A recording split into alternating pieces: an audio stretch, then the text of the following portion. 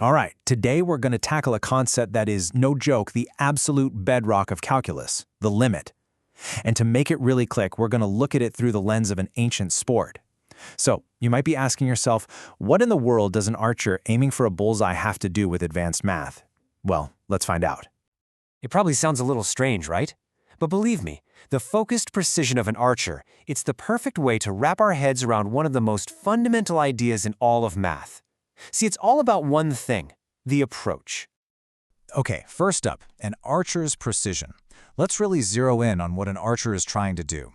Hit that bullseye with perfect accuracy. So, picture this. You've got an expert archer at the line. Thwack! The first arrow lands near the center. The second shot? A little closer. The third?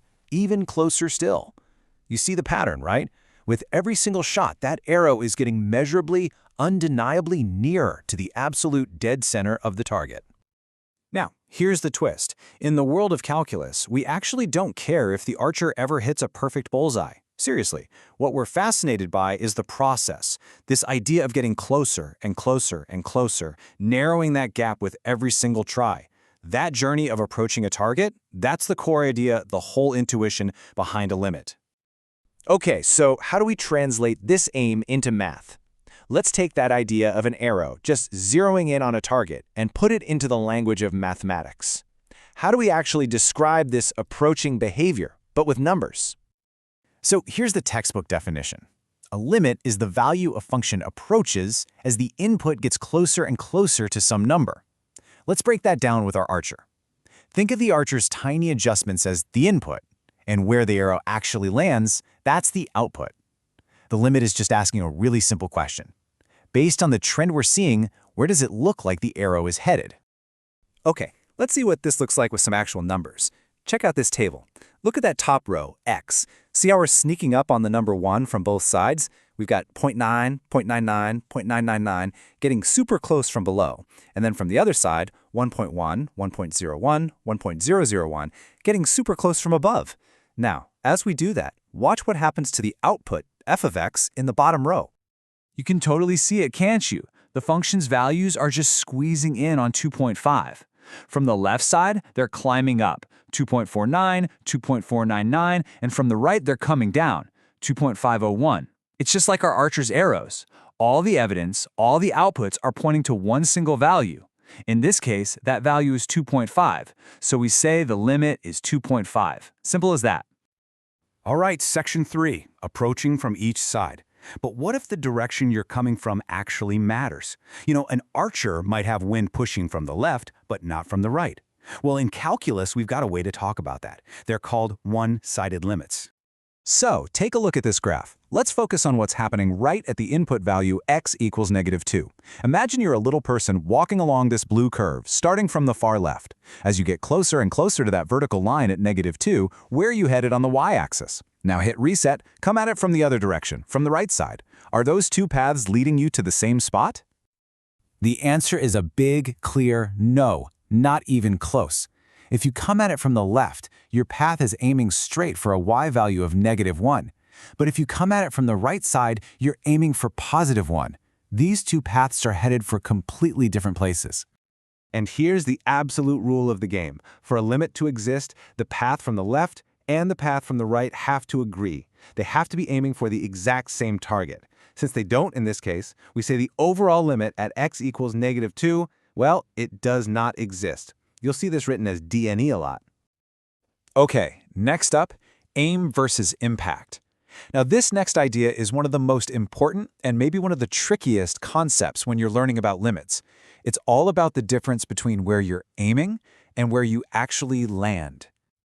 Let's go back to our graph, but this time, let's look at what's happening at x equals 1. If you trace the path of the function from both sides, it seems to be leading us smoothly, perfectly, towards a y value of 4. But wait, look closely. There's a little empty circle, a hole, right there. And the actual, solid point for x equals 1 is somewhere else entirely. So let's talk about the impact. This is the actual value of the function. If you plug exactly 1 into this function, the output you get, f of 1, is 3. That's where the arrow actually is. That's the solid dot. But what about the aim? Well, the aim is the limit. It's all about where the function was headed as we got super close to 1 from both sides. And as we can see from the path, it was clearly leading us to an output of 4. And this quote really says it all. Note that f of 1 is equal to 3, but this is irrelevant to the value of the limit. This is the key takeaway, right here. The limit only cares about the approach, the aim. The actual value right at that point, the impact, it just doesn't matter to the limit. It could be something different, or there might not be a point there at all. When it comes to limits, it really is all about the journey, not whether you actually get to the destination. Okay, final section. Limits and infinity, or aiming for the horizon. So far, our archer has been aiming at a nice, fixed target. But what if the target is infinitely far away? Or what if the arrows themselves just fly off forever, towards infinity? Let's stretch our analogy a bit and talk about the infinite. Check out the graph here. See those dashed lines? Those are called asymptotes. And a great way to think of them is like electric fences for the function.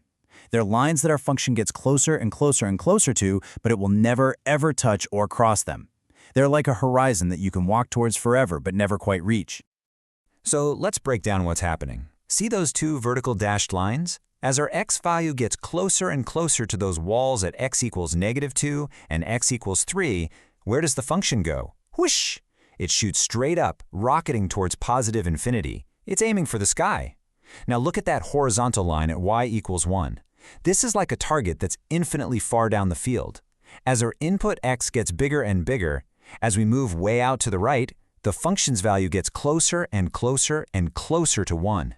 The aim settles right on 1, even if it never perfectly hits it. And that's really why this all matters so much. This one simple idea of approaching is, well, it's everything. It's the little seed that the two massive branches of calculus grow out of. Derivatives for measuring instantaneous change and integrals for measuring accumulated area, they both start right here, with this idea of a limit. So, I'll leave you with this question to chew on.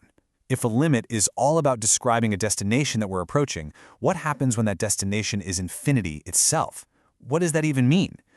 Thinking about that, well, that's the question that really opens up the door to the rest of the incredible world of calculus.